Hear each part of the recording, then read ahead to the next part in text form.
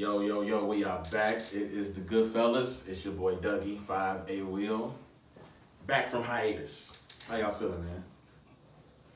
All good. You good? Yeah. Feeling good, man. Feel good, man? Got a lot of things done over the break, so ready to get back to it, man. Alright. Booth, how you feeling, man? Took a little vacay? We got everything back in order. Had to go to work, man. Had to do my part-time job. I got to go to work. Gotta go to work. To the part-time gig. It's full-time. I had to go do my part-time gig. Alright, I respect it. We got a lot to talk about. We got baseball, football, and we still got the NBA. Take a swiggity swig. Let's kick it off with MLB, man. Trade deadline is tomorrow. What'd you say, Will? 3 o'clock? 3 o'clock Central, 4 p.m. All right. Eastern. 4 p.m. Eastern. 4 p.m. Eastern, man. We got some contenders that are in the hunt to get some quality guys. Like, who do y'all feel right now is on the market that can help get a playoff team over the hump? Man,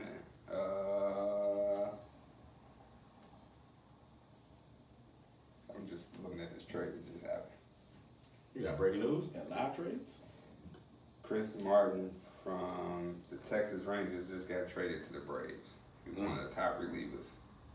So the Braves just shored up their bullpen a little bit. They were talking about that last night on the game. Okay. Trying to see who he got traded for. Braves first place in their division. Got some live news right here. Yeah, that was a Goodfellas bomb. Just that. Yeah. But back to your question, I would say I'm going with Trevor Bauer. Because I think he's the only starter. Him and Robbie Ray would probably be the only 2 starters that are traded. Noah Syndergaard not getting traded.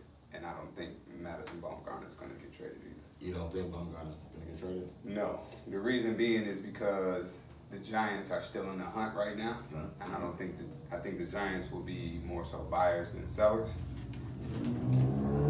And so with that being said, it makes they're a little more reluctant, just like the Mets are kind of reluctant, even with the Mets just trading for Marcus Stroman and them only being 6 games back from first place. Right. It's too many. I want to say it's about 50-something games left in the season. Yeah. So I mean, you're not in a rush to blow your team up. With the trade deadline being tomorrow, you're gonna try. Like the Mets are gonna try to, if they can't move Noah for what they truly want, which from what I've been reading, they want a lot. Then they just gonna stand pat and just hold on to it, and hopefully they can get their rotation together and win some games and make a push for the wild card, if not the division lead. All right. 5 for you guys. I like Zach Wheeler. I think if any pitcher does get traded from the Mets, it'll be Wheeler. He is coming back from the injury reserve, which is always kind of tricky. You don't know what people are willing to give up to a guy who they haven't seen pitch, but he's pitching tonight. So my guess is that teams take a close look at him tonight, see how he pitches, and then kind of make some judgment calls in the morning. Kind of with A Will, I don't think Noah's going to get traded. They're just asking for too much. And they should. I mean, he's under contract 2021. They got teams, if a team really wants him, they're going to have to pay the price. So, I mean, they should. They should keep everybody captive. I like Trevor Bauer. The interesting thing is that the Indians are talking to the Astros about him right now. And they're actually playing the Astros right now. So, if they are interested into him, it's real easy to get in contact with the front office right now because they are playing them. Right. So I could see him maybe getting moved, just with that being the case. But I think Zach Wheeler is kind of the wild card. I actually like Madison Bumgarner if he does get traded. But the Giants are kind of still in it. They're like 2.5 back in the wild card. Yep. Yeah, so it's kind of tough. He's got a 2.0 ERA in the last 6 starts. It's going to be tough if they're really trying to make a push to make the playoffs to get rid of a guy of that type of caliber. So, what playoff teams do you feel could benefit the most trying to make that, deep playoff run come fall? let's Because I the mean, Yankees, of yeah. course, they need to shore up their rotation. They need another starter. All of them. Yeah, I mean all of them. Houston. To me, Houston is probably the team that doesn't need a starter. I think if they just get a starter, it just makes them that much better. It makes them that much You got more unbeatable. Like quality. they got 3 quality arms right now. If I'm looking at another team potentially in the playoffs, Cleveland could use another pitcher, of course, to go with Trevor Bauer. The Twins, I don't know much about the Twins, what their rotation looks like. In the National League, the Dodgers, I think the Dodgers could always use another starter. I know the Dodgers are looking for relief pitching. That's oftentimes what hurts them in the playoffs is relief pitching. The Cubs, they can use a reliever. That's what hurts them in the playoffs when they bring in their relievers. And then the Nationals. The Nationals probably need some relief pitching. So I think as you kind of look, it just all depends on the team and where the team feel like they can get the most. I know with the Yankees, their thing is just get us through, their starters just get us through 5-6 innings, then we can turn it over to our bullpen. They want to have the best bullpen in Major League Baseball, but it's hard to get to your bullpen when your starters are giving up, 5-6 runs in the first 4 innings. oh, don't I know it? Yeah, so the bullpen don't matter when you're down 5 runs before you even go to them. So I'm gonna say the Yankees, and I'm not saying that just because I'm a fan of the Yankees. I'm saying that because their pitching since the All-Star break has stunk, and it's been like they've been down 5 runs before the 3rd inning has even started. So you can't go into the playoffs like that. Who you got, Fire? I agree with the Yankees. That's a big one. The Rays. A team that didn't get mentioned. I think the Rays could definitely use some additional help to make kind of a push. In the AL, the Red Sox are still in the hunt. And they've not been playing very well as of late too. So they always could use a boost. Every single team in the NL. Every single team. Every single team in the NL. I was could in use Cubs. all of them. They at the top of my list. All As of far as them. NL. It is so bunched up that somebody's gonna need a guy that joins their team late in the season that can separate them from the pack. Right. I mean, we already talked about the Cubs. We didn't even talk about the Cardinals. We didn't talk about the Phillies. We didn't talk about the Brewers. Like all these teams. Close, man. Like, it's just so close, man. It's just so close that somebody's gonna need that guy who joins their team late into the season can separate them from the pack. So I'm gonna say everybody in the NL, and in the AL, I'll say the Rays, the Red Sox, and the Yankees. Okay. Now looking at these standings right here, let's break this down. So right now in the American League in the East, Yankees, they're gonna win the division, right? Unless shit just goes left. I mean, Boston been hot, man. Yeah, they 6-4 in their last 10, but they got to go on a catastrophic. But the Yankees just won a series. Nah, they lost. They lost a series? Yeah. Yankees And 5-5. they play again in this. the last 10. They play again this weekend. Yeah. Okay. So, you got the Yankees in first place. In the Central, you got the Twins, who had a huge gap at one point. That lead is cut to 2, with the Indians right behind them. In the West, you got Houston, they're 8 games up on Oakland. They should win. National League, you got the Braves leading the East. They 4.5 up on Washington. And you got the NL Central. You got the Cubs.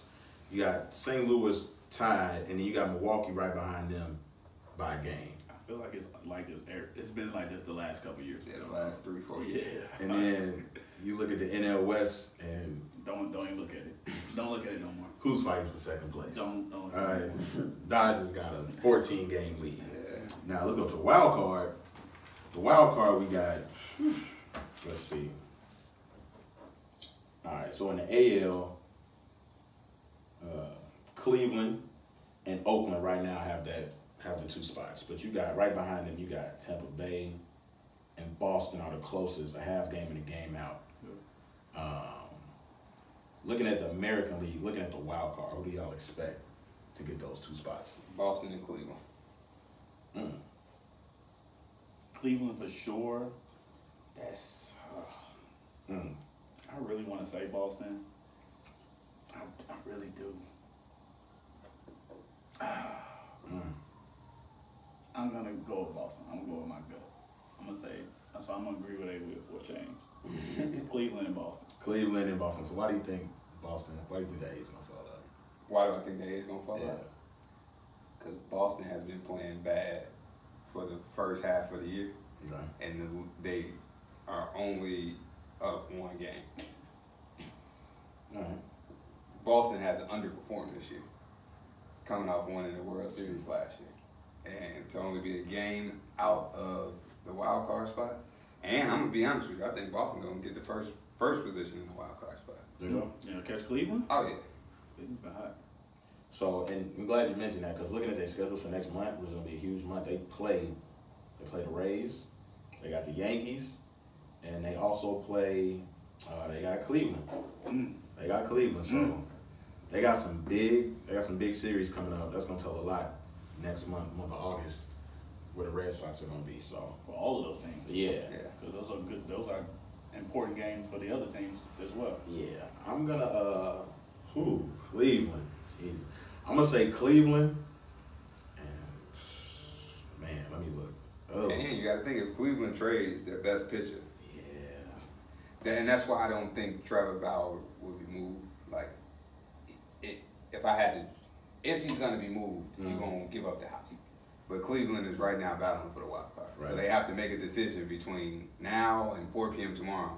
Are we just gonna say forget it and try again next year, or are we going to stand pat and compete this year? Battling for the division too. Mhm. They still can win Yeah. the division. So I'm gonna still say Cleveland, and I'm gonna say Oakland. Go with the Bay. Say it stays how it is. It'll be different. That's fine.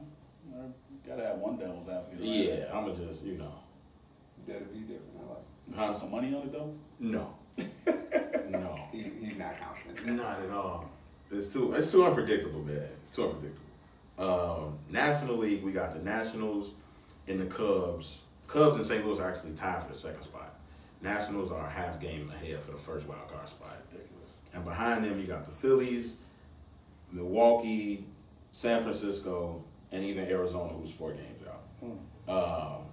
Don't forget the Mets, man. They 6 out. And But they that's just got a good pitcher. they did. But 6 out, that's gonna be tough to make up. Great, it's 50-some games left. It is. With these teams though. Yeah, but you need a lot of help though. Tough. Because you can go on a winning streak. I'm telling you, man, as a side, you can go on a winning streak, and if that team ahead of you keep winning, bro, They're not gonna get too many. Yeah, they're not gonna get too many. that's breaks tough, on man. Sundays. Especially this late in the season. With the teams that are ahead of them, though. That's what I'm looking at. I'm looking at the teams that are ahead of them.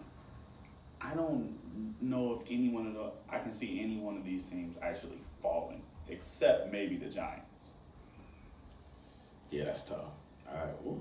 Unless the Cubs and the Cardinals and the Brewers are just beating up on each other, and like neither one of them can keep a winning streak going or something like that. But I just don't see it. That's tough. That's a lot of ground to make up. So you think who you got making your 2? Go ahead, say the Mets. No, Oh, okay. I'm not picking the I Mets. thought you was gonna stand on that one. Put some money on it though. You'll win something. You'll win a lot of money. I'm pretty sure the odds is real good on that. Actual factuals. Go ahead. What you got? Let me see. This is tough. For the wild card, it's going to be 2 teams from the NL Central. Yeah, I ain't mad at that. So in the playoffs, you're going to see 3 teams from the NL Central. That's what Okay. I'm saying. Gotcha. Whoever win their division, and then the next 2. Who you got?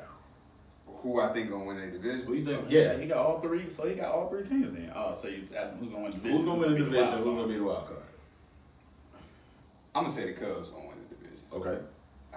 That's what I'm gonna go with to win the division, and then the Brewers and the Cardinals will be in the wild card. We'll play each other in the wild card.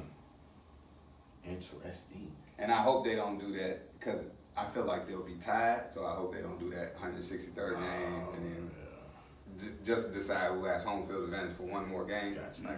I hope they don't do that. Just let them play the wild card. It doesn't matter. Flip a coin.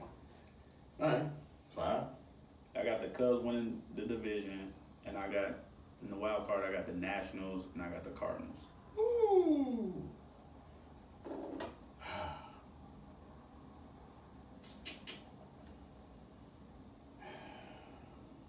I hated that I picked the Cubs. I really hated that I did. Want to change your mind? Nah, All right.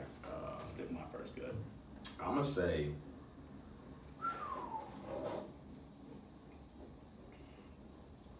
I don't know who's gonna win that division, man. I don't know. It's tight, man. It's tight. Is what tight? It's ridiculous. That's that's ridiculous for it to be 50 games left in the season. It's tight.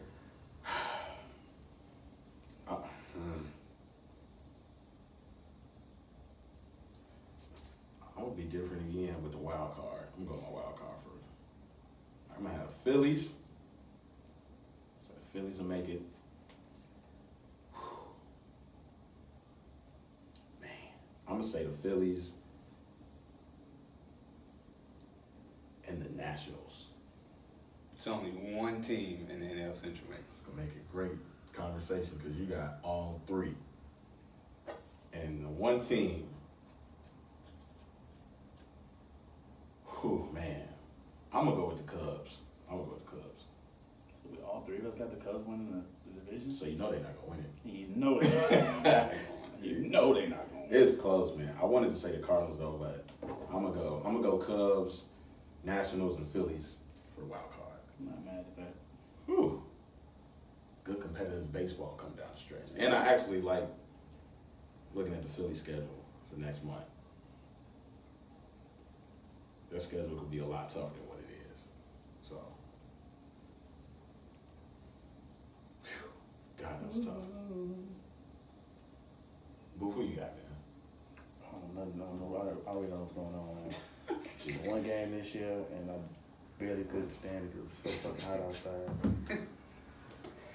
Said they had the man out there in the heat. You feel me? Start watching this shit when we get close to the He said playoffs. what? He said that's when he knew it wasn't for him. Closer. Just not your calling. So, let's talk football. NFL. Holdout town, holdout city. All right. Who we got? Well, we got Zeke holding out, Michael Thomas, Melvin Gordon, Melvin Gordon. Trent Williams, Jadeveon Clowney, and Yannick Ngakoue. By the time the season starts, how many of these players will be in uniform and ready to go week 1? None of them. Michael Thomas, Melvin Gordon.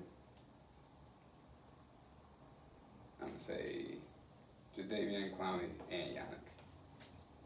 So that's everybody but Zeke? Yep. No, Trent Williams. I don't Oh, think. Trent Williams, okay. Which Trent Williams doesn't make sense to me. Why he's holding out? I mean, I get it, but he's still a top. Trent Williams is one of the top 10. Hold on, I'm gonna tell you. He is defensive offensive lineman. Trent Williams. He's the 7th highest paid offensive lineman. He's getting $13.2 million. The top offensive lineman is getting $16 million. So he could be holding out just for a long-term contract because Trent Williams he has 1 more year left under contract. So next year is his last year. So maybe he's just looking for a long-term deal for that security, but I don't think he's gonna get it. All right. 5. Only person I think, well, not the only person. I think Clowney he'll be ready. Michael Thomas only because it's his last year of his contract. Like if he had like 1 more year left on his deal, he would not be ready. They would not pay him. But since it's his last year of his contract, probably we're gonna pay him anyways after this season.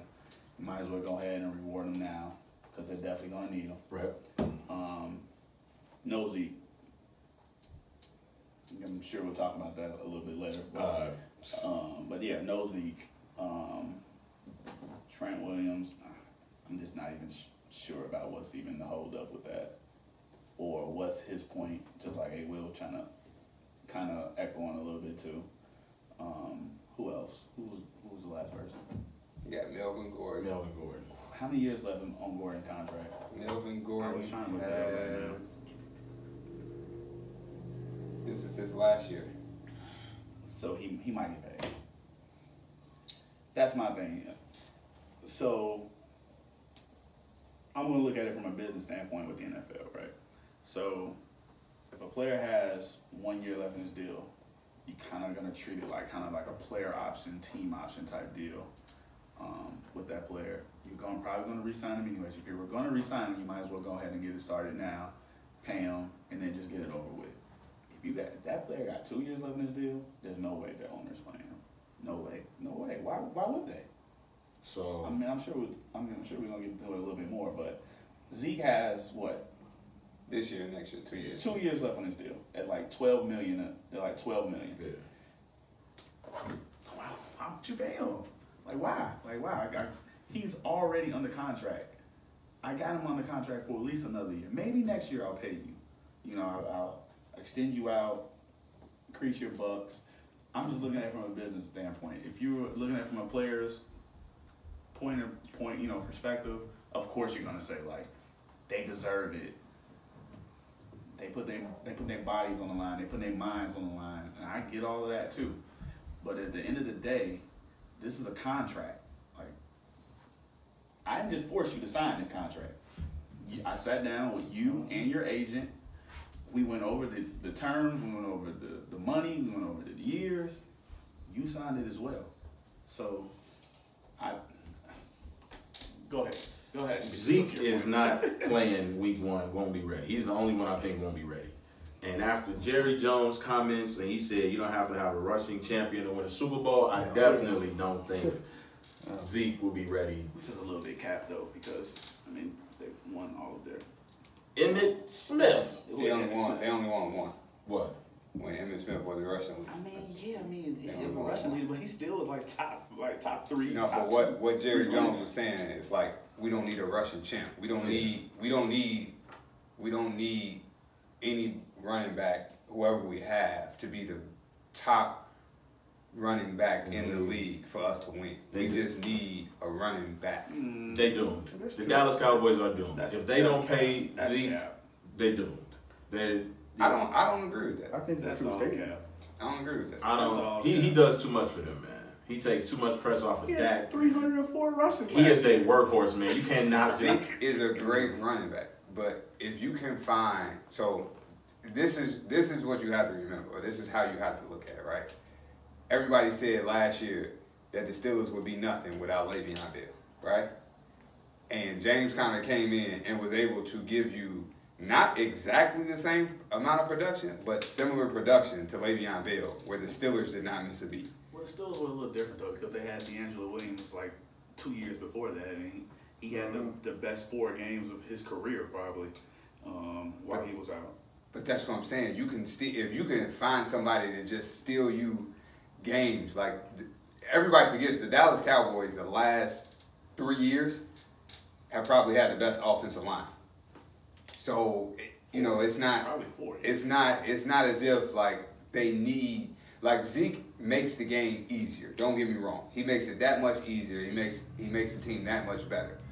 But at the same token, if you have a great offensive line, they now got Amari Cooper for a full year. They got a second receiver in Randall Cobb. They brought Jason Witten back, and their entire O-line is still intact. Travis Frederick is coming back. He didn't play last year. So all they really need is somebody who can give you similar. They're not going to be Ezekiel Elliott. But if I can give you similar production, if I can get 2-3 people to give me similar production, yeah. Not gonna get some production. Yeah, I think that's what we're trying to say. I don't know, man. The Steelers were in I agree with you with, people thought when they didn't have Le'Veon, but you still had Antonio Brown, you still had Juju, you still had Big Ben. Man. If I can get 3 running backs. So Who are they running backs right now? well, Alfred Morris. They got Golly. I can't think of the other 2. That, But one of them actually played good last year. He was a good reserve guy. But what I'm saying, so look, I said if any game Zeke rushes over 150 yards, the Cowboys win, right? If the Cowboys can put 3 running backs together to rush over 150 yards, can they still win? I just don't see that happening. I understand that you don't see it happening. I 100% agree with you. If they can, yes. Percy said, "Good luck replacing that production." Dude, that's a lot, man. It's a lot to replace, but what I'm saying is, if Yeah. you can find somebody to do it, you prove, like Jerry Jones proves his point.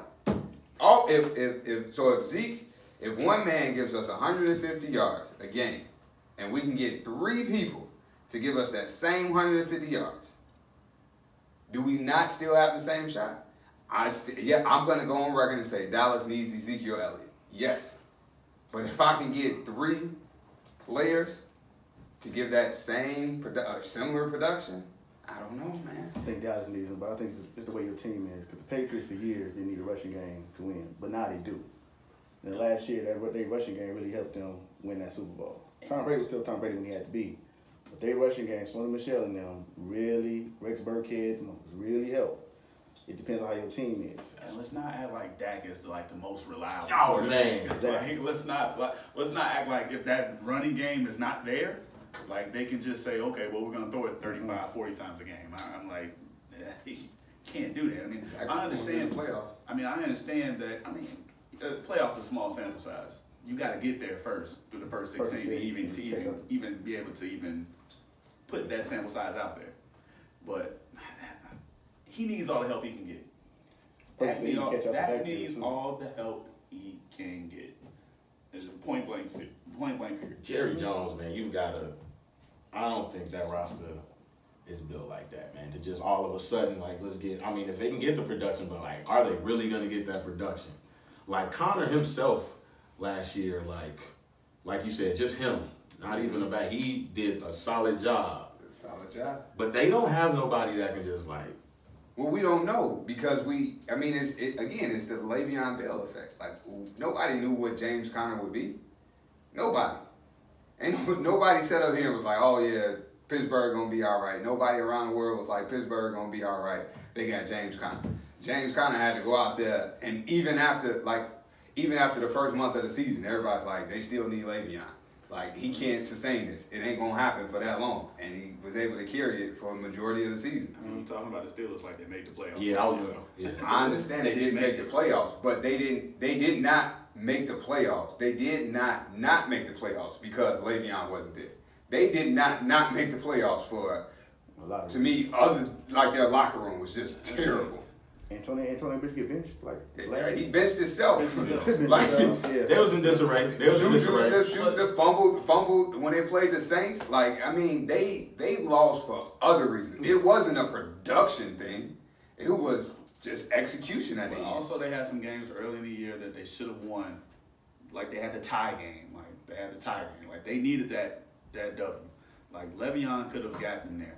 And probably, to be honest with you, some of their locker room problems start because Le'Veon was not there. Like, they were split. Some of them were split on he should be there. Some of them were split on preseason. I don't want to go on about the Steelers right now, but Cowboys need as much help as they can be. The game plan is different from a defensive side of the ball when you know that star guys are back there. And Jerry Jones, just looking at the history of the Cowboys, you've only in the 90s, they won because, they weren't using 3 guys in their backfield. It was Emmitt Smith. Like, he knows that. Like, you got to pay him. But you're comparing 2 different eras. Like, no, I'm saying, Jerry Jones you would think he would know you need a guy that can be a top rusher in the league on your team. He's won that way. But if you look, so again, this is where you have to understand what Jerry is saying. What Jerry is saying, even in the 3 we won, Emmitt Smith was only the rushing champ one of those 3 times. Any other team that has won a Super Bowl, they have not had a rushing champ on their team.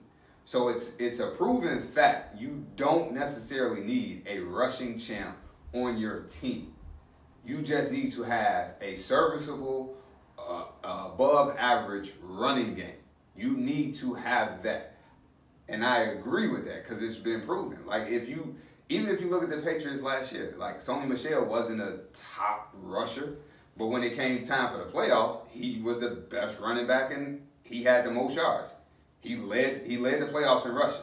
They also have Tom Brady. I understand that, but to Jerry's point, what he's saying is like just because if Zeke led the league in rushing the year they went 13-3, did they win the Super Bowl? No. Ty Gurley led the league 1 year in rushing. Did they? I don't even think they made the playoffs that year. They didn't. My thing is this. He is right. Like, you don't necessarily need the top running back rushing leader, but you need a top, like, you can't replace him. So you need him. So he's trying to downplay them needing him. When you have below average quarterback play, your backfield has to be awesome. Oh, yeah. Like, your backfield has to be awesome. They were 22nd in the league last year in offense with Zeke, with Dak. Like, they need them. Like, they need to keep gelling off that. Like you just said, they got Cooper for a full year. They got Cobb, and then all of a sudden, you lose your best running. You lose not only your best running back, but you lose one of the best running backs in the league. Like, it seems like you're taking 2 steps forward and then you're taking 3 steps backwards. I mean, that's just me. It's going to be interesting to see. It's gonna be real interesting. "Quote unquote" America's team. They all about drama. Yeah. So let's keep it moving. We don't stay in the NFC East, but a former player out of the NFC East with Odell, who's now with the Browns, has some things to say in regards to the Giants. Basically saying he was the only reason people were coming to see them. When they had primetime games, nobody was coming to see you, Otis. They was coming to see me. You know what I'm saying? They was coming to see the Odell show. How do y'all feel about those comments? Gotta let it go, man. You gotta let it go. You gone. Let it go. Like, his comments were true, and it's only true because he made that one catch. So everybody wanted him to make that one catch all over again.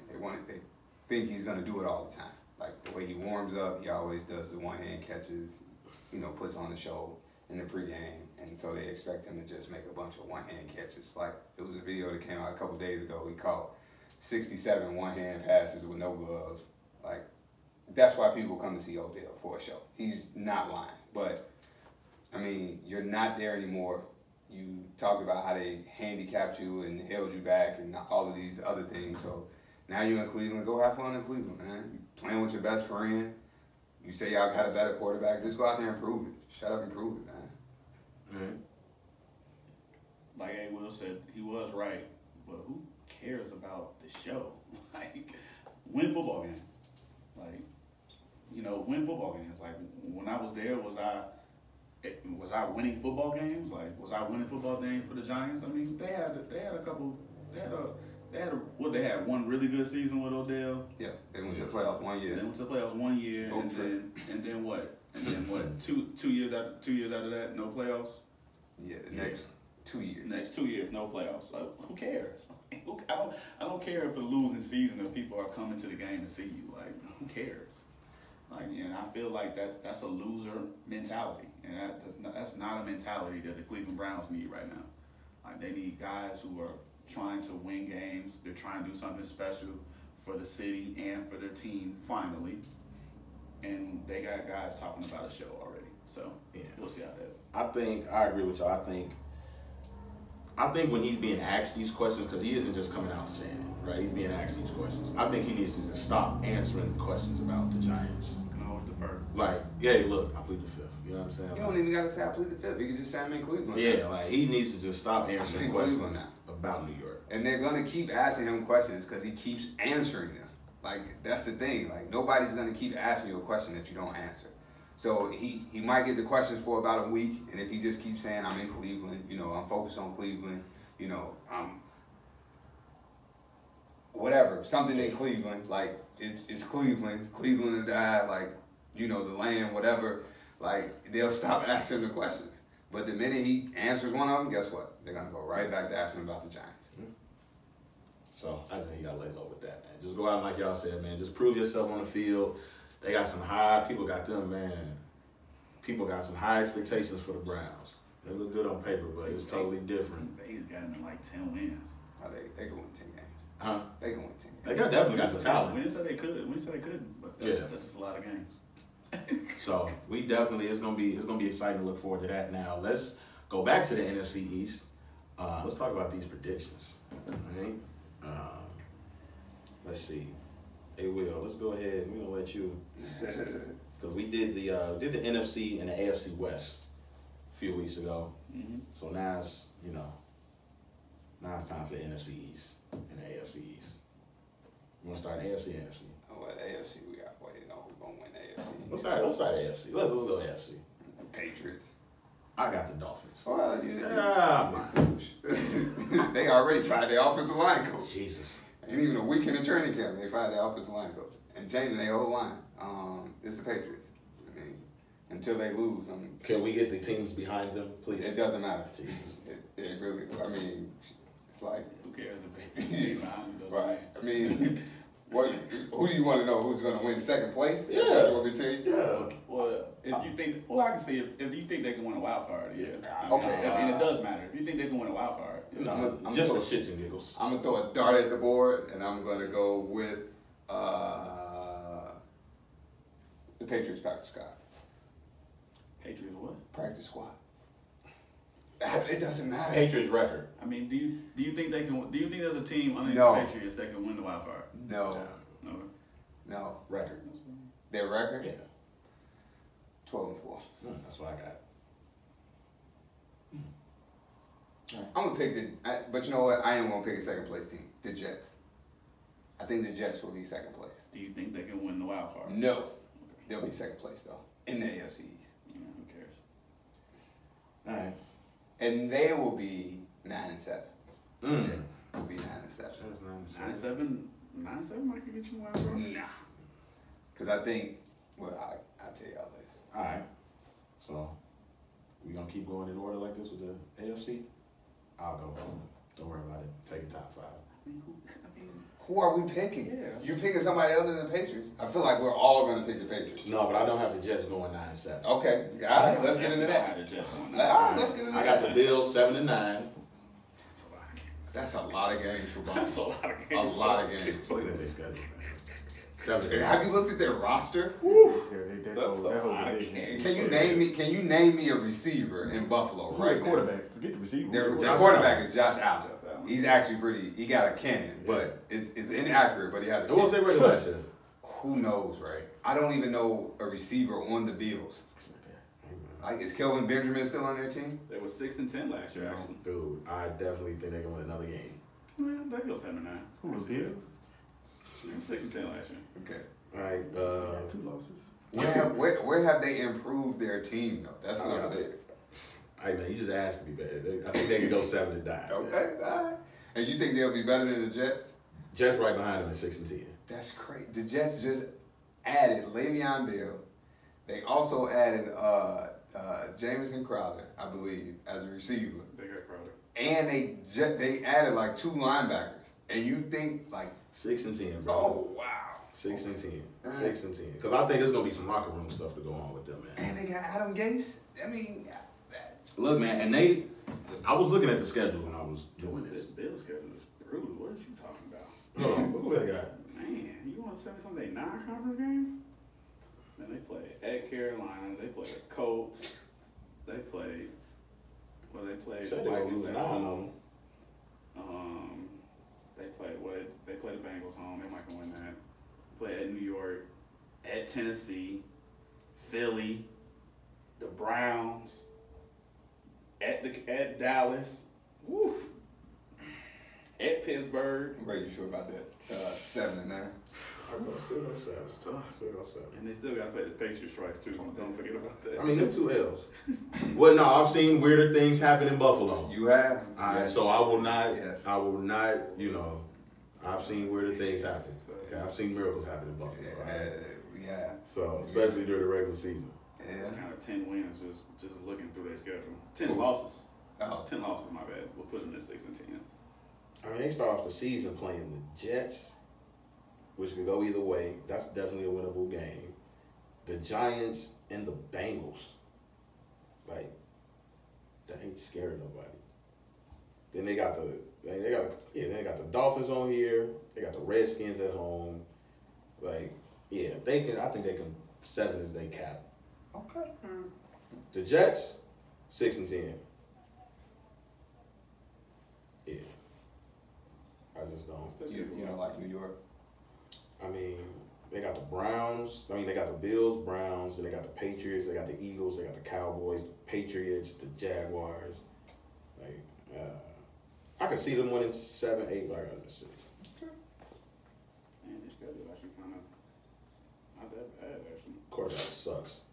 Who? Sam Darnold? I hate Sam Darnold. I ain't gonna lie. I'm not on the Sam Darnold train. You on that train? I am not on that train. I ain't on it. No. Sam Darnold's pretty damn accurate quarterback. Accurate. He don't throw far, but he's Pretty damn accurate. Yeah, all right. Do you go get enough checking down? Gotta throw the ball downfield sometimes. Check down's got Kirk Cousins paid. Yeah, and he paid and overrated. It's fine. We got him paid. Paid and overrated. Got him paid. Right, so I ain't, that's my Dolphins like them 4-12. Wow. Dolphins 4-12. Yeah. Sheesh. They trash. I got the Patriots. All the other 3 teams not winning 7. It just really don't matter. So 6 is the cap for the other 3 teams? Yeah. Oh, wow. 6 or 10. 6 or 10 or less. Okay. I'll go 12 wins for the Patriots. Hold on, let me look at this schedule before I say that. Before I just jump the gun on that.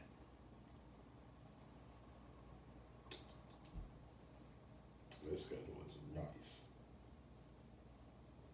Towards the end, it get a little bit. I mean, the Patriots. Yeah, give me 12 wins for the Patriots. Maybe even more. Maybe 13. Maybe 13. That schedule ain't shit. They got a little fake.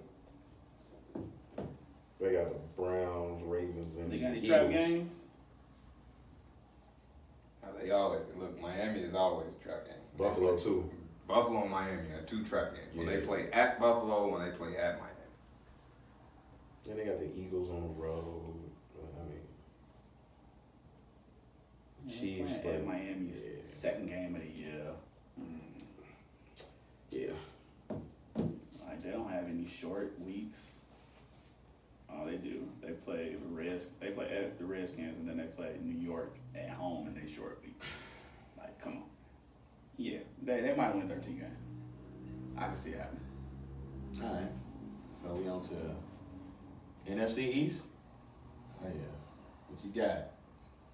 Oh, it's back on me? Oh, you wanna go first with I'll go NFC first. East? Yeah. With Jerry's world looking a little shaky, I'm gonna go with the Eagles. Okay. I'm gonna go with the Eagles. Jordan Howard. They get Carson Wentz back for a full season. They added Deshaun Jackson. I like him to go along with Alshon.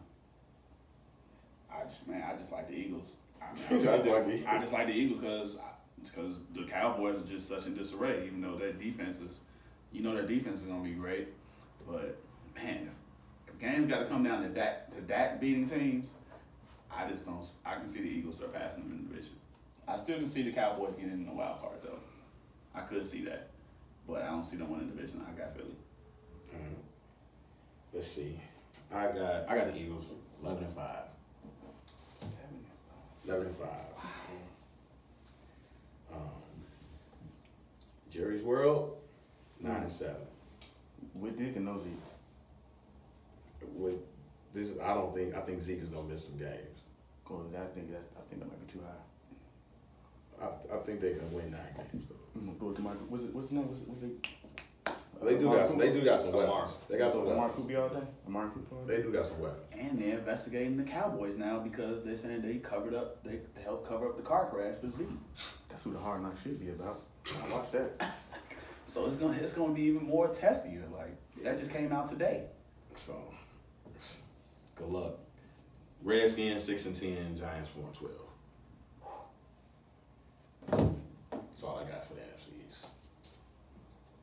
I'm giving 2 picks. With Zeke, the Cowboys. Without Zeke, the Eagles. Anybody else? Giants, I don't care. Redskins. Do you think if the Cowboys win the division, can the Eagles get a wild card?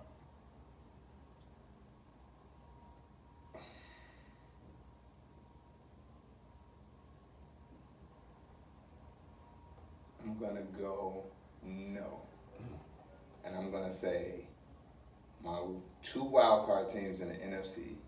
One will come from the NFC South. One will come from the North. Okay. Who would it be from the South? The Panthers? Either the Panthers or the Falcons. So you got the Falcons getting back on track then. Yeah. Okay. What division are we gonna do next week? Let's do the South. Yes. We'll leave the North. I mean, the NFC North and the AFC North are the best division in football. Most competitive. So tired of them overrating Kirk Cousins on TV. Dog. That was pissing me off, bro. He's accurate. Like, they're going to do Bro. that. He's an accurate quarterback. But you know who was saying it though? Ooh. John Fox. So you know I was sitting there looking at the TV like, what? Bums. I mean, but he's only saying that because, like, that's what I'm saying. Kirk Cousins is overrated because he's pretty damn accurate. But he doesn't throw the ball that far all the time. Like, that's why they love Kirk Cousins. All I know is that better put some respect on the Bears' name. Their run game didn't help them out last year neither. Well, Cook Dalvin was- Cook Cook got yeah. hurt. Yeah, Cook got hurt. I mean, he needs a run game. They didn't have one in Washington. They made the playoffs, right? Man, yeah. And they, one time. I mean, I ain't say they made it every year. I'm just saying. I think it's for him to be consistently good. Oh, yeah, he need a running He game. needs a running back. He need a run game. We'll see. NFL is approaching. What do y'all think about? I'm gonna ask. What do y'all think about the NFL players saying that they want to be paid like basketball players? Do you think they have a valid? Do you think they have a valid argument? Yeah. Okay. That league makes more money than the NBA. You said it again. The NFL makes, I think it's like the like $1 billion business or whatever. It brings in the most money than any other sport. Why shouldn't they get paid? But so my question Nope. is, so here's my question, right? Go ahead. Here, I'm gonna further expound on it. We all say yeah. The NFL, Not all. you say none. You're I saying say no. no. Okay. So the NFL salary cap is $188.2 million this year. They have to field a 53-man roster. That means, on average, each player will only get $3.55 million. In order for NFL players to be paid like basketball players, you would have to have almost maybe a $300 million salary cap. Probably more than that. More Like, than that. it's no way that. I mean, think about it. NBA players, a lot of NBA teams, they have 3 max players, and then even those max players, some of them are taking less money. Some of the and some of those teams are over the salary cap, right? And I believe the NFL has a hard salary cap, so you can't go over that 188. So it's no way like that they could be paid. Now I think the gripe that they have, and then I'm gonna give this to y'all. I think the gripe that they have is making their contracts fully guaranteed would be better. And I think that's why we have a lot of players. So that's why you have Zeke holding out. Like Zeke, his contract, he was only guaranteed $24 million. His this year and next year are not guaranteed. Like if the Cowboys really wanted to, they can cut Ezekiel Elliott right now and they'll just take the hit on their books, right? But it's not, Zeke won't get paid no more. Like that's the gripe to me that the NFL has, but that's where the owners have the leverage. Like I'm gonna pay you up front, and then hope that you just play these last 2 years. If you stink, I'm gonna cut you, right? Or if I can't move your money, or if I feel like you're overpaid for what we're trying to do, I'm gonna cut you, a la Mike Davis in Green Bay. I definitely think that contract should be guaranteed. Like I mean, you just look at an NFL game and see like within like a split second, compared to any other sport, they prone to the most injuries. So I will say they definitely deserve fully guaranteed. What do you think, Five? The NFLPA and agents have to do a better job on the front end. That's my gripe. Like, the 100% guaranteed, 100% agree with you all. They should have some type of leverage in their contracts, or maybe they can opt out. You know, maybe they do need to go that NBA route in terms of like player options, maybe team options, to enable to go somewhere. But to me, these players, they sign these deals, right? Because they want the long-term deals, right? Because they need the money, right? Well, they want the guarantee. They want the guarantee money. They want the guarantee money. So they sign the 4 and 5 year deals, right? But with no intentions of, you know that in those 4 or 5 years, that is what you're going to be making. That's what you're going to be making. But they want the security, right? They don't care about the money, sort of say. Right. Until it comes time, somebody else gets paid throughout the 4 or 5 year contracts. So, oh, this guy's making this, man, I got him beat by 100 rushing yards, or I got him beat by 100 receiving yards, or I've thrown for 10 more touchdowns than that person. Now all of a sudden it's a pay scale type deal, you know. To me, it's kind of like you got to do a better job on the front end in terms of, all right, if you think you can go in and crush it in the first 3 years, sign a 3-year deal, and then after 3 years, I'm ready to re-up. You know what I'm saying? So, but I get it. Football's it's a physical sport. You never know what's gonna happen. You never know what type of injuries you can have. So you want that security. 100% get it. But if you want to ball out, sometimes you got to put that at risk in order for big bucks. But I know they're not going to be willing to do it just because, like you said, NFL owners have all the leverage. Yeah. They have all the leverage. So I just think the NFLPA, maybe they need to take the NBA kind of Players Association approach in these collective bargaining agreements and see if they can change some things. And obviously it's going to have to come from the NFL too as well. They're going to have to be willing to actually accept the changes, but I think they may need to take a page in the NBA's book when it comes to that. So I'm gonna piggyback off of what you said with like the basically the resetting of the market, right? So we see it every year, like one quarterback gets paid, and then another quarterback gets paid, and then another quarterback gets paid, and then another quarterback tops them, and it's like, okay, who's the highest paid quarterback, right? But what ends up really happening is it's not that, it's just the guaranteed money gets changed. It's not because in the NFL, all that matters is guaranteed money, right? So like Melvin Gordon is holding out, and they're saying he's $2-3 million. The team, him and the team is $2-3 million apart, right?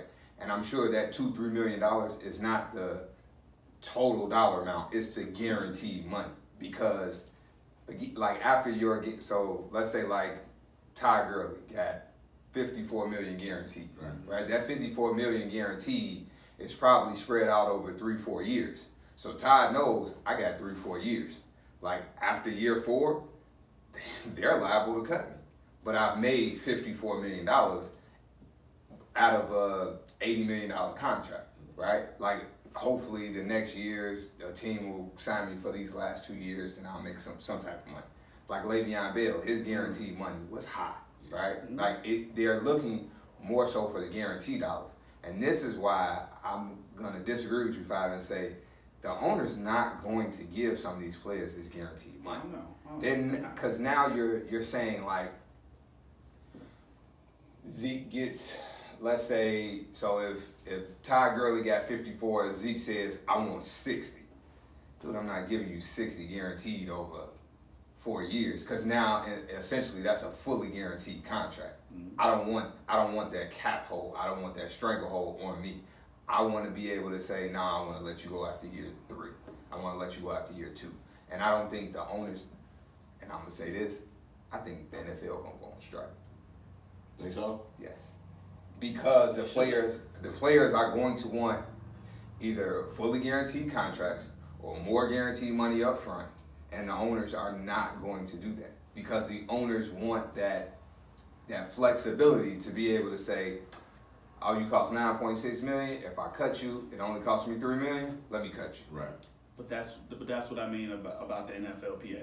Like, if that's what it's gonna take, like that they're gonna have to take that step. Like they are. I mean, and that's doing your work on the front end and not doing it on the back end. When it's time to re-up 2 years from now, you see somebody else get all this guaranteed money. Now you like, man, my player deserves guaranteed money too. Do your work on the front end. If it takes going on strike, Yeah, Go on strike. And it's just gonna get worse from here on out. Oh yeah. Every year it's just gonna get worse and I worse. mean, the NBA's been on 2 lockouts Yeah. since we've been alive. You Yeah. know, probably more even before that. I mean, I don't know about the early days, but they've been on lockout. I mean, baseball went on a strike. Yeah, they've been on strike twice too. Yeah. They've been on strike Yeah. twice too. You know, but that's how you get your point across. Like you all collaborate, strike at the same time, right? I mean, it's just like any other job or union job. You know, if you're not getting the wage that you want, guess what we're gonna do? We're gonna go on strike until we figure it out. Yeah, don't speak about that. We're gonna change gears. We're gonna go to the NBA. Carmelo Anthony still has not been Are we signed. talking about this? I was gonna bring it up. Carmelo has not been signed, but just not about him being signed. It was talked about that. Was it his trainer or was His it trainer. His trainer was saying that he wants a farewell tour, like his boy D Wade. Say the other comment he said too, though. He's better than 70% of the Better than 70% in the NBA. Percent of the guys in the league right now. So, 2 things. Does he deserve a farewell tour? And is he better than 70% of the people in there, players in the league right now? Don't all speak at once. I will say he is better than 70% of the players in the league. I will go on record saying that. It just depends on the system and how you want him to play. I mean, not like the Houston Rockets. You can go out there and shoot 10, 12 threes a game. That's not his game. Does he deserve a farewell tour? I'm going to say no. Only reason, and let me say something real quick. If Dwayne Wade was still with Chicago, the farewell tour would have never happened. The farewell tour would have never happened. If Dwayne Wade was still in Cleveland, it would have never happened. If he was still in Cleveland, it would have never happened. Yeah, Cleveland was the last team. Cleveland, yeah. My bad. If he was still in Cleveland, it would have never happened. Well, I'm just saying that wherever he was, if it was, to your point, he was in Miami, If he was in Miami If- and his number wasn't going into the rafters, he wouldn't have got to it. it would have never happened. Never happened. Never happened. Same thing with Paul Pierce. Like, right? Like, Yeah. that wasn't like a farewell tour for Paul Pierce. He was with the Clippers. Like, I mean, for look at God's Dirk sake. Nowitzki. Dirk Nowitzki ain't get no farewell tour. He also said he didn't want one either. Yeah. But I'm just saying, he deserved it. But a lot of people People pay knew, homage. yeah, people a lot of knew. people pay homage to He Dirk. did though. jersey swaps. They knew he was gonna They retire. paid some homage to him. It just wasn't as highlighted. Vince It Carter wasn't deserved one? highlighted. You know. Vince Carter. This is last year. Unless he was going back and playing with the Raptors, no. Like, no. I don't. So as far as a tour, I mean, like, I think that since we know it's his last year, every opposing arena he goes to, they're gonna pay some type of homage to him. To who? To Vince, Is Vince even signed? They did that last year. huh? Is Vince even No, he said this year though this is gonna be his last year. Like, But guess what? Vince Carter is not signed. I mean, once he does sign, it's gonna happen. It ain't gonna be as flashy as like Wade or nothing like that. But I think he will. Teams will pay homage to him. Are you gonna go to games because Vince Carter is No. in Chicago? No. Playing his last game in Chicago. No. No, you're not. But I'm saying that don't mean he won't get some sort of tour. But It won't even, be. but think about it. Even I'm gonna go back to Dirk Nowitzki. Like Dirk Nowitzki probably got a video tribute from the Spurs. He got one, of course, from the Mavericks. Like I don't know another team that gave Dirk Nowitzki a video tribute all last year. Like yeah, he did a jersey swap with Wade. I don't know another jersey swap that Dirk Nowitzki did last year. And Dirk Nowitzki, to me, had a better overall career than Vince Carter. And so if Dirk didn't get one, hell no, Vince don't deserve one. And he played in Dallas his whole career. And to Five's point, like where is Melo going to go? Like, what team is he going to go play for that's going to give him, that's going to warrant him a farewell tour? Would he have to go back to Denver? But if he goes back to Denver, he's not going to be in their rotation, honestly. So he's not going to get that farewell tour. Does he go to New York and just go to get a farewell tour because he's from New York? Like, no. Like, Five hit it on the head. Wade got it because he was back in Miami. He won 3 rings in Miami. He won the first one. He was a Finals MVP. He's gonna get his number retired. Like, if Wade was in Denver, if he was in Chicago, if he was in Golden State, if he was in LA, if he was in Cleveland, he wasn't getting that tour. No, not at all. He wasn't getting that. Not at all. No, I don't think he would have got a necessary like a tour, but I think people would have paid like homage to come see him play. I went to the game when he played in Chicago. Mm-hmm. He was doo-doo. He was doo-doo. He had like 10 points. Like, it wasn't even fun. Like, if you're gonna go see like somebody like in a farewell tour, like, to be honest with you, like, it's not even fun, man. It's not even fun. I went to LA to see Kobe play that last year. Dude, he was out there so bad. Like, awful. Did Kobe even get a farewell tour? Yeah. But he didn't play as many games as Wade did. He was a little bit older, sat out some games, so people didn't really know if he was. It was most of the home games he sat out though. Yeah, there's a lot of home games, but it came to like maybe like a game like 30, like game like 30, like and he was like, all right, like I gotta play this arena. This Get this those might be my back-to-backs and last stuff time. like that. Yeah. But that's what, like, his tour was more so like, so I'm playing in Philly for the last time, right? So I get a tribute, whatever. Like, I'm playing in Cleveland for the last time. Like, I feel like everywhere Wade went, like, he did like, all 82 games, he did a jersey swap. No matter who they played. He like, planned it out. But that's Right, what I'm though. saying. Like, think about it. Like, okay, so if they play, who's in their division? Orlando. Magic. Let's say Orlando. Like, if they play Orlando 4 times, right? He swapped his jersey with an Orlando player all 4 times. Nah, he waited till the last game. To swap with one person? Yeah, he didn't swap with some of those teams. He didn't swap every single, like, he would wait till the last final road game in that city and then do it. But did he not do multiple swaps with certain teams? Yeah, because he was doing it in home games too. When certain guys would come. certain guys would come over and they would want his jersey. That's what It was a thing though, like the marketing wouldn't have been the same if he didn't go back to Miami. I agree 110%. So going back to Miami allowed him to like take it to another level. I still believe if he was somewhere else and he would have came out and said, "This is my last year," people would have went to come see him final game, but it wouldn't have been to that magnitude. Who wants a Cavaliers Dwayne Wade jersey? Nobody. Who wanted a Wizards Jordan jersey? Nobody. But he got a damn I tour. mean, we're talking about Michael Jordan. But I'm just talking about in the sense of like I don't even- players with Yeah. uniforms on that you don't like want to see them in. We're talking about Michael Jordan. No, I'm talking about players in uniforms that you don't want to see them Did in. Jordan get a tour? Did I don't remember that. was people asking for Olajuwon's Raptors jersey? You think? No. He ain't going on tour though. You knew he was done. Yeah, after the season was over and he played 50 games. Did you want a Patrick Ewing Sonics jersey? See, these players didn't Or do that Magic though. jersey?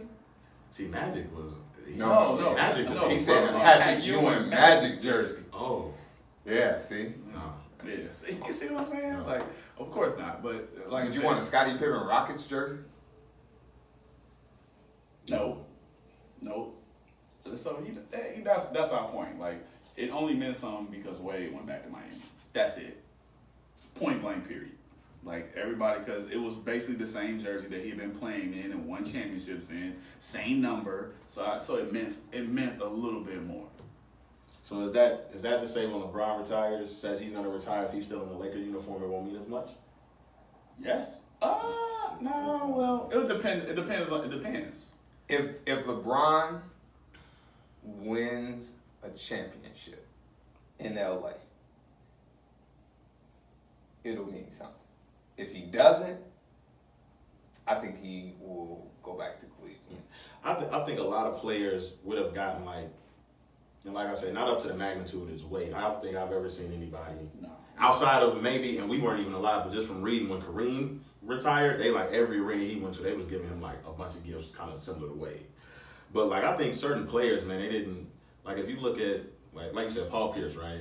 He was with the Clippers. I mean, they don't love you like that. If he was with Boston though, It would've been different. It would have been very different. But that's what I'm saying. Like, we went back to Boston, he had to. And he was not necessarily a fan favorite like that Other either. thing, yes. Like Yeah, I mean, Paul Pierce. Let me be honest with you. Paul Pierce wasn't like Paul Pierce was never a superstar in the NBA. I will go on record saying that he was a very good player. Superstar though,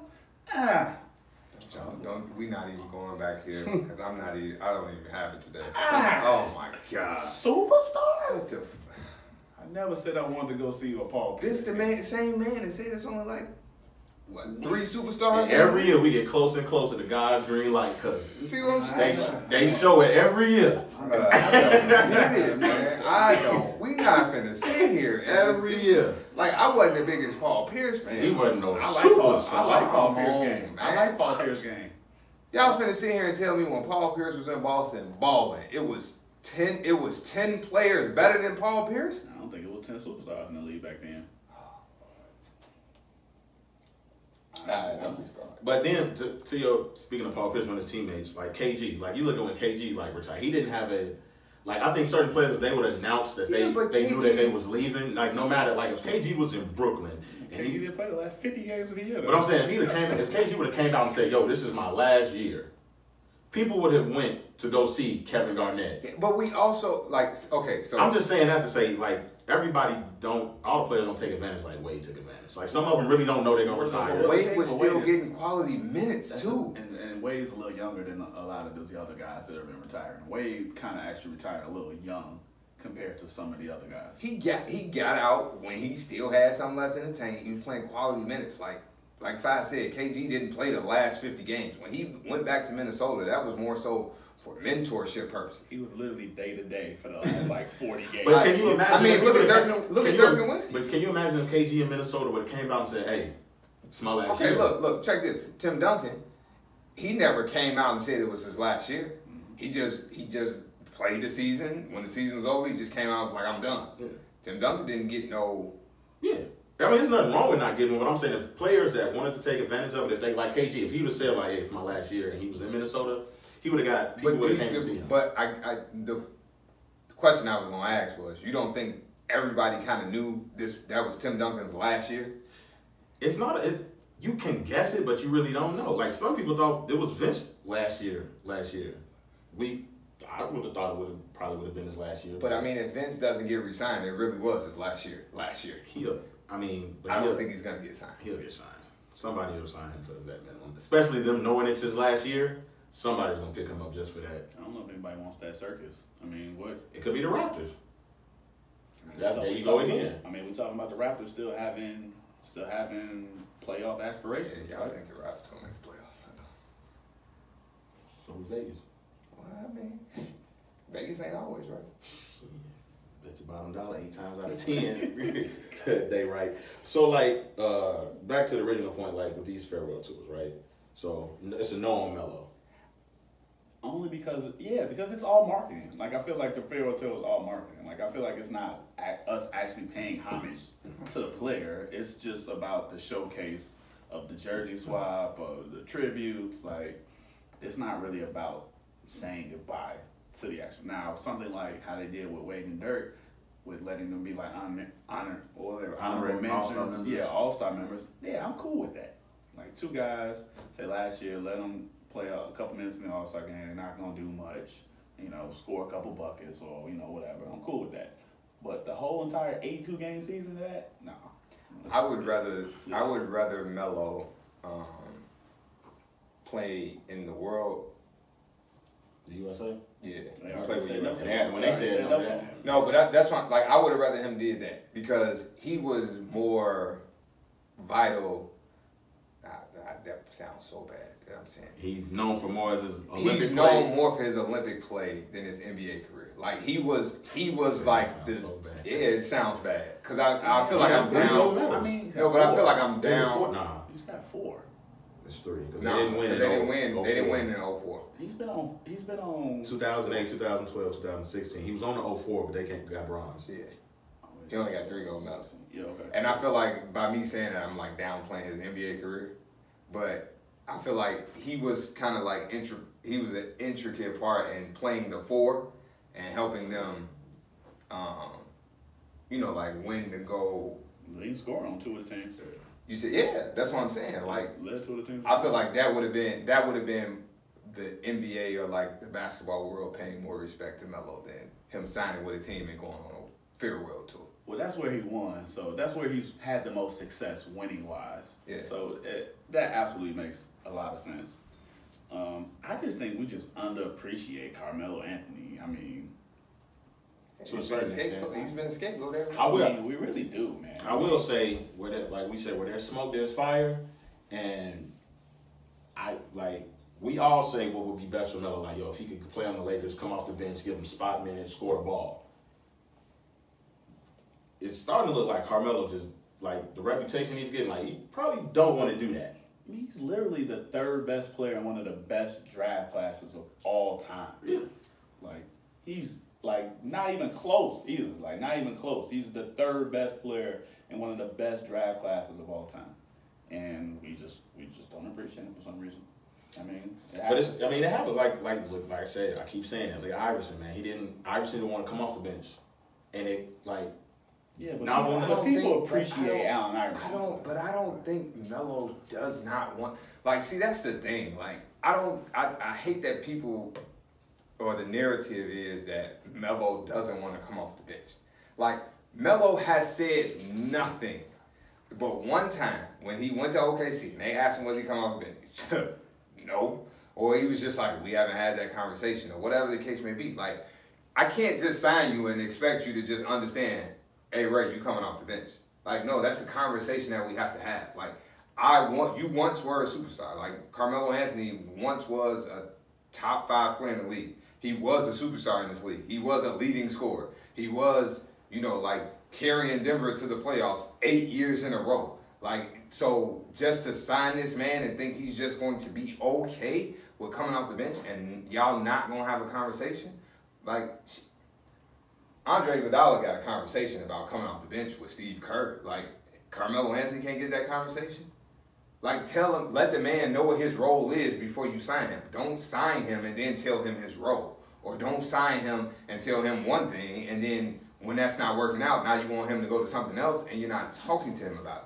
Like, Melo has been quiet this entire time, and that whole narrative has been, he don't want to come off the bench. He don't want to play spot minutes. He don't want to do this. He don't want to do that. Get a man a chance. Like, talk to him. So, and to that point though, I almost would not rather see him, like, I do not want to see him, say if he gets signed by the Lakers, right, and it don't work.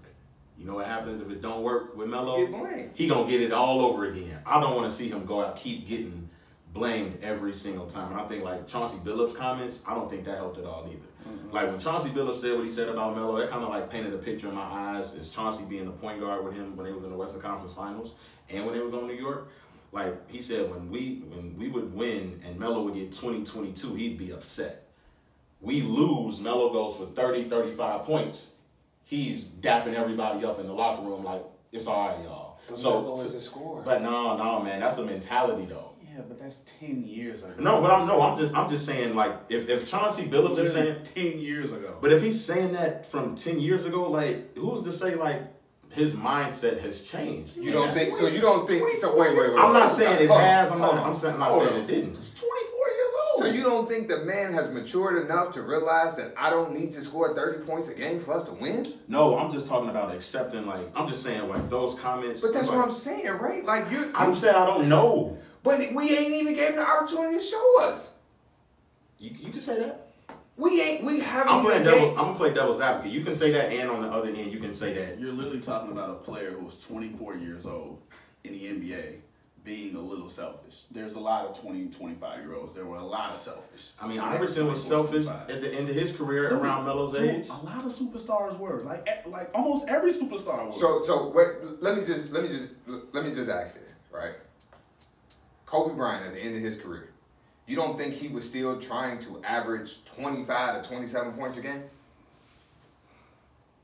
Yeah. Absolutely. You don't think in games that they would lose and he didn't hit that average, you don't think he probably felt a certain type of way? Like, I think as he got older in his career, no. Kobe was winning ships, man. I think when he got, I'm going to say when he got about 28, 29, he kind of got out of that. 24. Once he changed about 24, he kind of got out of that. okay, so, but you would say he matured, right? Yeah. And he was given the ability to mature, and he probably displayed it, probably not displayed it, because we've seen some videos of Kobe like 2 years ago when they had, was Jeremy Lin on that team? Somebody was on that team, and they was going at it in practice. He was calling everybody scrubs. Like Nick Young. He still had that fire, that aggressive mentality. Like, dude, I'm still the best player on this team. Like, I'm gonna let y'all know that, right? Melo probably like his trainer said, is better than 70% of the players in the league. So depending on where he goes, Melo is probably still at 34, the best player on the team. But that doesn't necessarily mean that he believes I have to score 30 a game for us to win. No. I'm not saying he has that mentality now. I'm just saying in the eyes of people in the league, like when Chauncey Billups came out and said that, it kind of like, I looked at it like, man, dude, like people like really like think like that. Because that's not something he's going to say that people don't. I've been in the locker room with people like that. You know what I'm saying? That's not something he's going to say that people already don't think about Melo. Like, so that had me thinking like, he being like maybe his attitude towards certain things, and I'm not saying just strictly based off of his time in Denver. Maybe it's something we don't know in New York. Maybe it's something we don't like. Hey, Rado, there's a lot of players that after games they lose, you know what they want to go see? They want to go see the stat sheet. Like, look, man, let me see the stat sheet. You know, and they're looking at what they shot from the field. They're looking at their points, looking at their rebounds, looking at their assists. That happens all the time. It does. I'm not saying it doesn't. What I'm saying is like you being like, if we win, like we're on a team and we win, and I don't necessarily play well. The way I took it from coming from Chauncey was like he wasn't happy if he didn't play well. If they won, like if they would have won, if they win and he don't play well, he's not happy. I mean, should you? So Kobe didn't play well in Game 7 of the NBA Finals against Boston. He didn't play well. Yeah, it led to a ring. But they won though, right? He's talking about a regular season. He's talking about regular season games. But I'm talking about in general, like they won though, right? I mean, he's talking about regular season games though. Bro, if I win a championship ring and I play like crap Game 7, I don't care what I play like. We won. We're champions. Of course, in Game 7 of the NBA Finals, yes. But in Game 42 of the regular season, and I go out there and I go 7 for 24, and we win by 8, I'm going to be happy that we won, but at the same time, I'll be like, God damn, what the hell? What's wrong with me? Or if you got a couple bad games in a row, like now you start questioning yourself and your own abilities, even though your team is winning. So let me ask you this. And Kobe was probably still mad that he played like crap in Game 7. Let me ask you He this. said it multiple. Let me ask He said, let me "Thank ask God y'all for Ron this. Artest." You're on a team and somebody, you looking at your leader, and let's say, and I'm not saying this was the case, but let's say 8 times out of 10, right? Mm-hmm. When they don't play when they play well themselves and y'all lose, they got all this energy. They dapping everybody up. Hey, we'll get them next time, y'all. We'll get them next time. But then all of a sudden, let's say they score 20, they go 10 for 20 from the field. I don't know. You know, they don't necessarily have a bad game. They don't have a great game, and y'all win. Their energy ain't the same. What does that? How would you feel about that on a team with somebody like that? And they're your leader. I would feel personally that he only cared about himself, right? But it's not my job to correct that mentality or that attitude. That's the coach's job. Right. No, and what I'm saying is I think like a lot of GMs and people like that around the league, that's how they like look at Melo, whether it's fair or unfair, that's how they look So at I'm gonna say this, right? This is what I'm gonna say. If that's the case, then GMs have to do a better job at their job, right? And then coaches have to stop being scared to discuss things or go at players, go at these superstar players. Like, so you can use that same narrative with LeBron, right? Like, everybody always says LeBron is the de facto coach, he's the de facto GM, blah, blah, blah, right? Like, it's always LeBron is running the team, LeBron is coaching the team, he does whatever he wants to do. Like, if a coach is tired of hearing that, then just go at him. Like, have that, dispute with him, whether it's in the locker room and it comes out, or whether it's on the court and everybody sees it. Like, have that. Like, take control of your team. Like, I'm paying you as a GM $5 million or whatever to control this team. Control this team. Like, this is what I need you to do. Like, correct this, right? And again, I'm gonna go right back to the GM. That just means you need to do a better job of having a conversation with Carmelo Anthony at the age of 34. If you still think, like Five said, Carmelo 10 years later is the same he was 10 years ago, then you're not good at your job. You're stuck in the past. Like, you need to be able to sit down and say, you can discuss those comments. Hey, Chauncey came out, he was your teammate twice. He was your teammate in New York, he was your teammate in Denver. This is what he said. How would you feel today if you only played 15 minutes and scored 7 points? How would you feel? How would your energy be in the locker room? How would you be on the sideline? Like, what's your mindset? If he don't give you the right answer, then move on. But you can't punish a person for being prisoner of the moment and holding something from them from 10 years ago that Chauncey now wants to talk about 10 years later. That Melo's out of the league. Like, and I don't like that comment from Chauncey.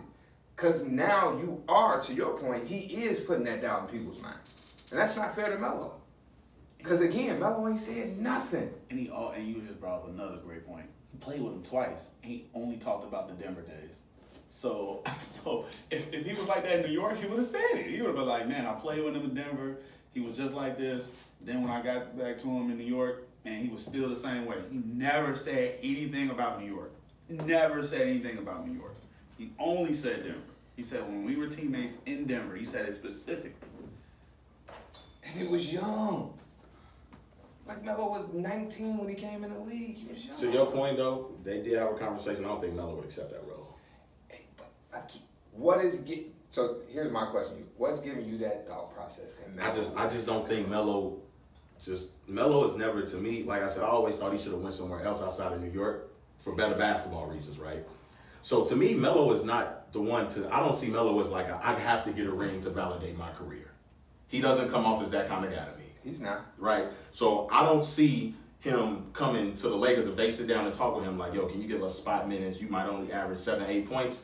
I don't see Melo saying yes to that. The problem with Carmelo is that he can't find a team, a competitive team, who fits the game that he has. Yes. Like he went to OKC, which is a ISO dominant team with two dominant ISO players. Like and to be honest with you, we didn't even know Paul George was could be that ISO dominant.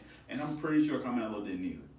And we all know what Russ is. Like Russ is by far ISO, pick and roll. Right. So that wasn't a good fit. Then he goes to Houston. And obviously we all know what that move. But we all know what that move was about. That move was about his relationship with Chris Paul. It literally was only because of his relationship with Chris Paul that Houston. It wasn't because of D'Antoni.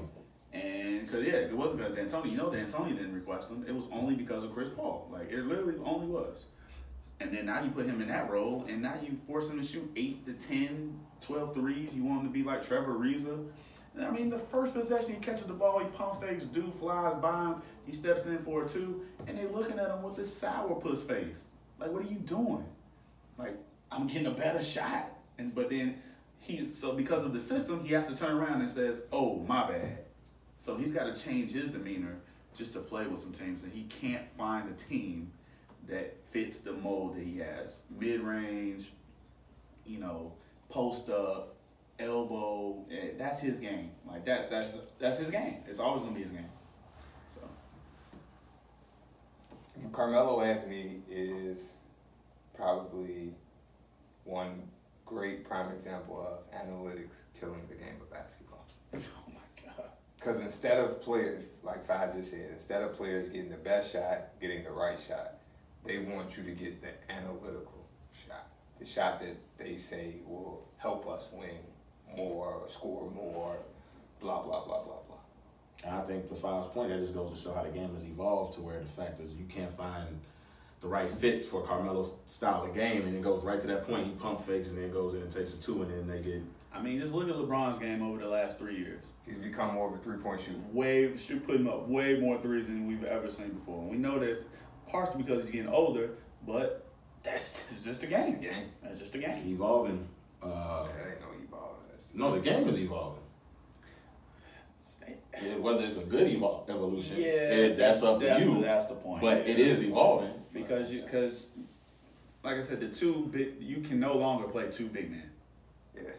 It's over. It's like it's a wrap. You can no longer play 2 traditional big men. You can't play 2 traditional big men. Like it's just not gonna work. One of them got to be able to shoot. But we're gonna find out. We're gonna find out this year. Yeah, they got 2 big men. You know what I'm saying? They got the 2 bigs. They got 2 bigs. Horford and Embiid. Yeah, but Horford, but again, all 4 of those big men, guess what they do? Shoot threes. All 4. But do we want them shooting threes? It doesn't matter. They all 4 shoot them, and they ain't afraid to shoot. So we done seen Joel Embiid take a step back 3-point, right? Like, so it don't even matter if we want them to shoot them or not, they gonna shoot them. So they're not traditional big men. They're not back to the basket big man. Like that, we won't have Tim Duncan and David Robinson out there. No. We got Duncan back this year. On the bench. On the bench! All right, I got some news for y'all real quick. Trevor Bauer got I was traded. just gonna tell you, go ahead and say. I saw your eyes pop up. He got traded to the Reds for Yasiel Puig and somebody else. So that puts the Reds. It makes the NL Central that much tougher. Yeah, they gonna have to make a push quick to it. I think they like 6 games out. Yeah, they traded Yasiel Puig and Taylor Trammell. Yeah, let me see here. The Reds, 6.5 from first place in the division, and then the wild card, 6.5 out. So they on a 3-game winning streak though, so they gotta turn it up. Yeah, They gonna have to pass some people up too though. Like they farther back than the Mets. Go talk. makes the NL Central more interesting. It definitely does. Got that man the hell out of there. Man, Who, Trevor Bauer? throw that ball to center field again. This will be your last game. This will be your last game, player. But see, now that goes back to what I said about the Red Sox, right? Threw that ball from Cleveland to Cincinnati. You see what he told the coach? I'm sorry. My bad. He tapped him on the shoulder. What you doing? What you doing? When he turned and threw that jam, I said, what? He threw it dead center, bro. Man, he better be lucky it was dead center actually, because you already know if that ball is a fan, yeah. Dead center. He'll still be in Cleveland. He picked the right stadium though. He'll still be in Cleveland, but he'll be at home though. Yeah, He definitely picked the right stadium to do that. because it's the fans are nowhere near Center center field. field. I think he knew. He knew that. All right, that was calculated. Yeah, he knew that was somebody. Oh, he turned around and looked for it. Ah, yeah. Ain't nobody here. And then you say Buddy flinched like, The second baseman. he jumped like his mama told him get in the house or something. Boy. oh man. He jumped. That's funny, man. All right, we got to go talk. Bonafide scrub. Hold on, wait a minute. All right, y'all ready? All right, we ready, man.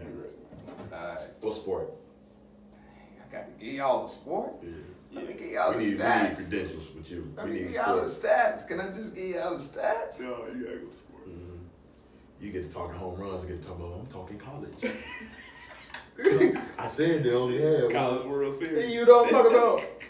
Talking about this is the Mark Pryor. Talking about Y'all the Little got- League y'all World got Series. to, y'all got to expand y'all sports. You know what I'm saying? Just give us a sport, bro. All right, this football. Thank you. Thank you. I got to tell y'all what level. It's high school. This might be Rich Central for all we know. All right, player A. Player A had 139.5 sacks, 775 tackles, 151 tackles for loss, 67 QB hits, 45 forced fumbles, 29 fumble recoveries, 8 interceptions, won Defensive Player of the Year, 3-time All-Pro, 6-time Pro Bowler, and a Hall of Famer. Player B had 141.5 sacks, 851 tackles, 131 tackles for loss, 27 QB hits, 24 forced fumbles, 15 fumble recoveries, 4 INTs, won Defensive Player of the Year, 4-time All-Pro, 7-time Pro Bowler, and a Hall of Famer. I already know who I'm picking. I already know who I'm picking. Only reason I know player A because I was just watching sports the other day. They was just talking about it. Okay, replay A numbers again. Player A, 139.5 sacks, 775 tackles, 151 tackles for loss, 67 quarterback hits, 45 forced fumbles, 29 fumble recoveries, 8 interceptions, Defensive Player of the Year, 3-time All-Pro, 6-time Pro Bowler, and he's in the Hall of Fame. Can I get player B one more time? Player B, 141.5 sacks, 851 tackles, 131 tackles for loss, 27 QB hits, 24 forced fumbles, 15 fumble recoveries, 4 INTs, Defensive Player of the Year, 4-time All-Pro, 7-time Pro Bowler. He's also in the Hall of Fame.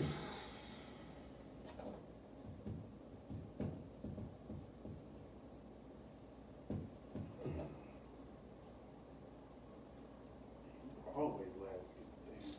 I don't know, man. I'm gonna just guess. Oh, can we guess now? Yeah, y'all. I know they. Let's see. Which one of them won a ring? I ain't give you that. You do. I didn't give you that. You do. You want me to tell you which one did? I can tell you which one did. I ain't tell y'all on purpose. You want me to tell you which one did? Yeah. Player B. Player B won a ring. Yeah. One ring. I give you Straight hand. Yeah. Player B is straight hand. I mean, after you know he won a ring, that makes it easy. Oh, he was narrowed down in my list though. He was narrowed down. I just had to punch just. Oh, okay. Just vote. Yeah. I had to just click on it. All right. And player A. You probably won't get You player is not A. gonna. You get probably player won't get A. player A.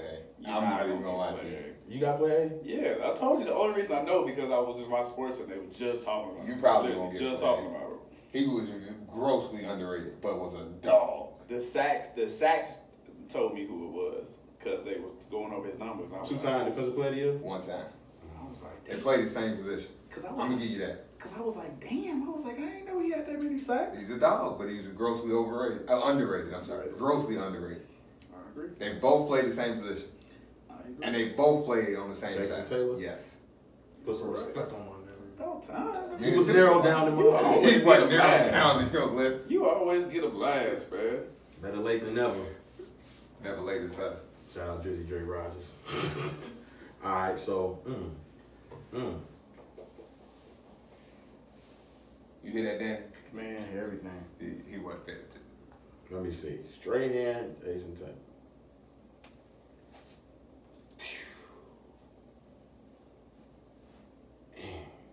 NFL record for the sacks. Even though that sack he got the record on some BS though.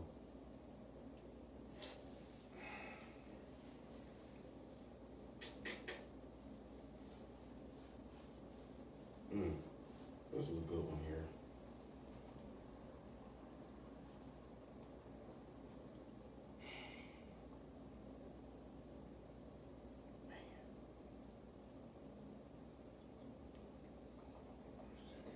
I know what I'm going with.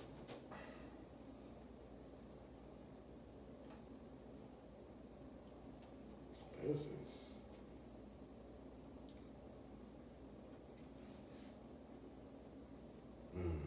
It's men. Women don't play football. You know, he didn't tell us if it was in the NCAA, Pop Warner, tryouts.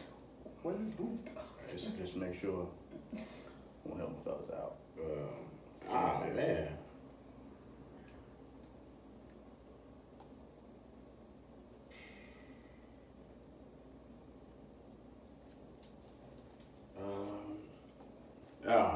Let's see. 5, who you going with? You want me to go first? You. This was tough when I looked done was a little deeper. I think hold on. I gotta look at something up real quick.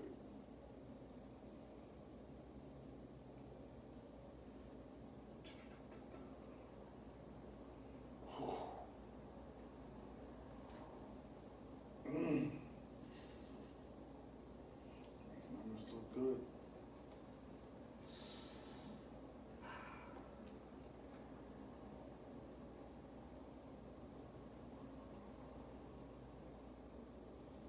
Man, I think I'm about to change my mind. Booth, who you got? He didn't hear a damn word. I know football. That's all. I think I'm gonna change my mind. I think I'm gonna go with Jason Taylor. So you had straight hand at first? I did have Michael Strahan at first. What made you change your mind? Just by the numbers.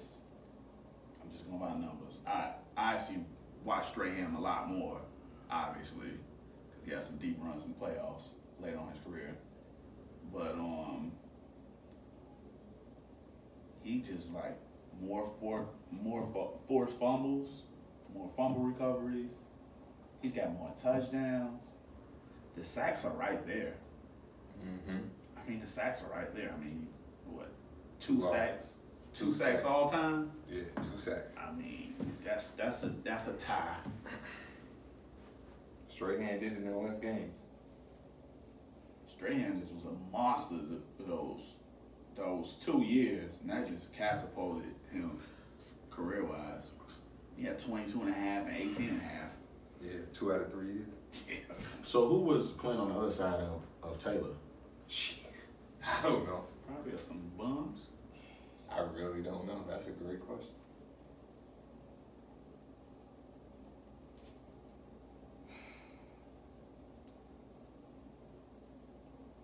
So if you're gonna go by that, I mean, we all know Strahan had help. Not his whole career though. Not the whole career, not the beginning. That was toward the end when they got Human Europe. Yeah. It's tough, man.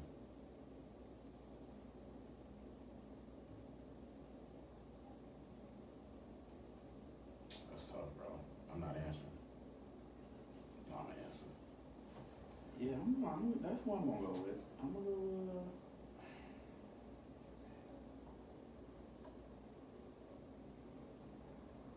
I think I'm gonna go with the daytime TV host.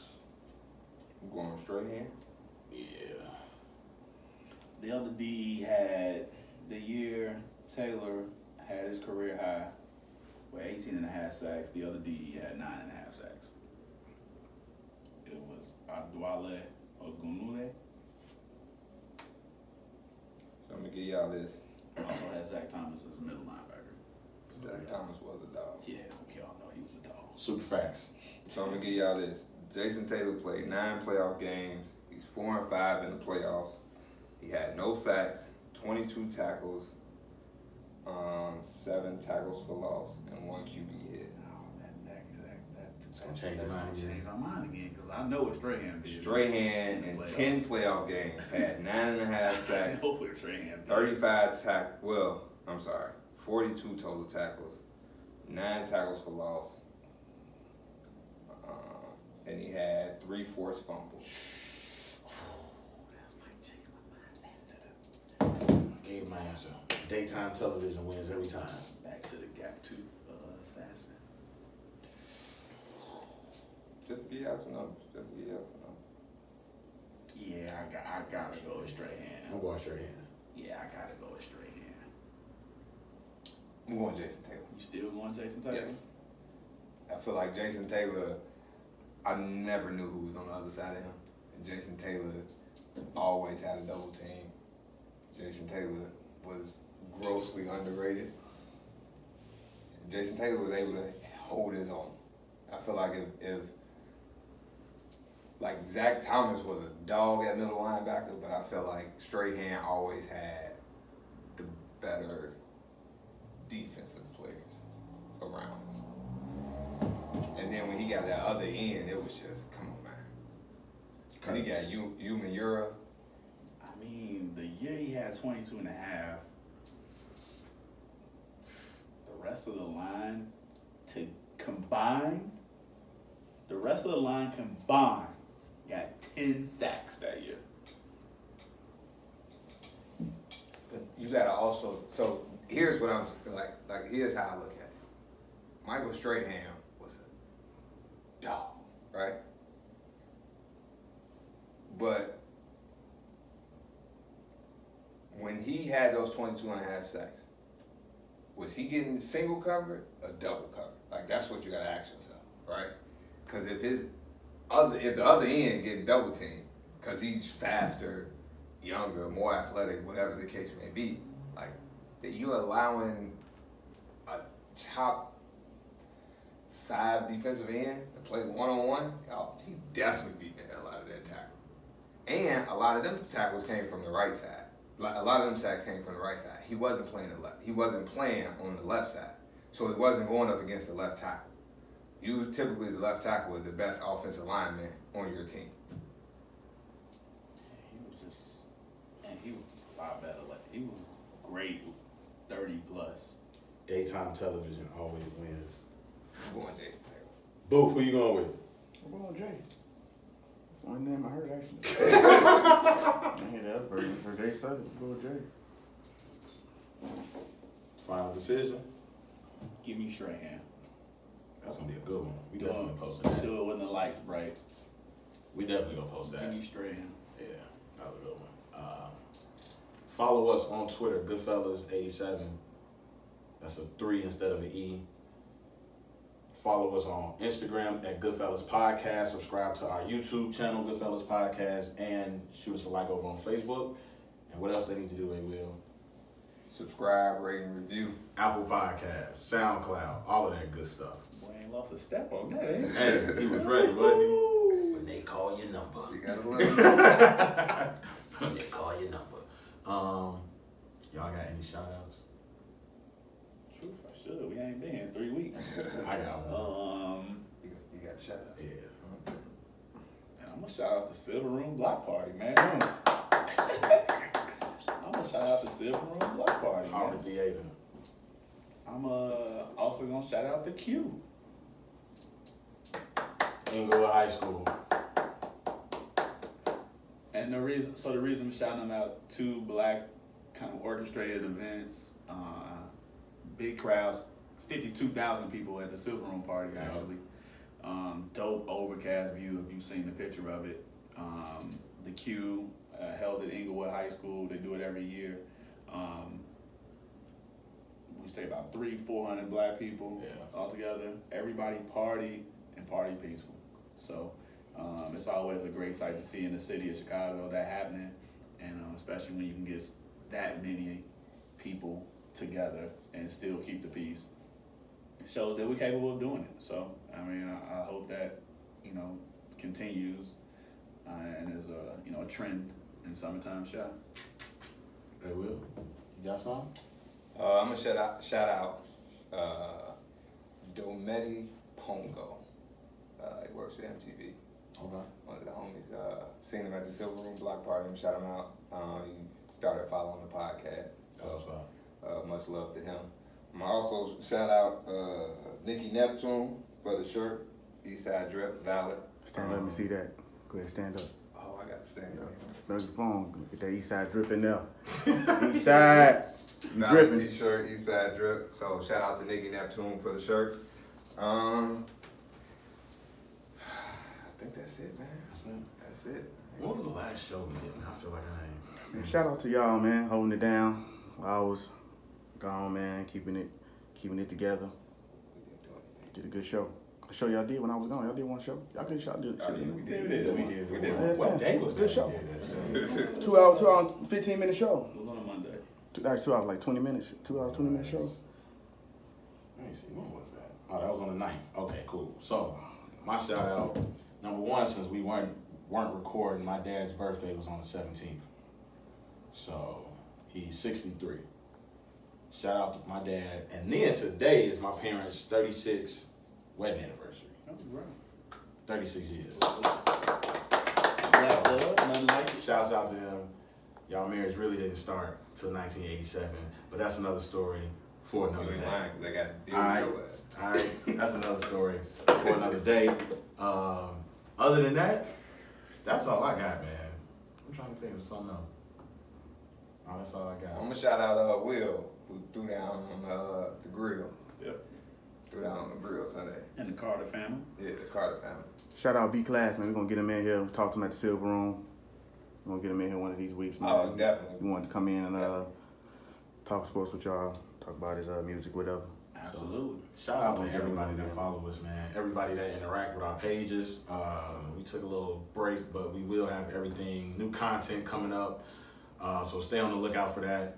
And once again, man, shout out Silver Room Block Party, man. That was dope. 52,000 people, and it was no violence, and they're not gonna report that type of stuff. You know what I'm saying? But let it been one little fight, it would have been all over Fox News. So shout out to them. I look forward to it again next year. Absolutely. Gang, gang.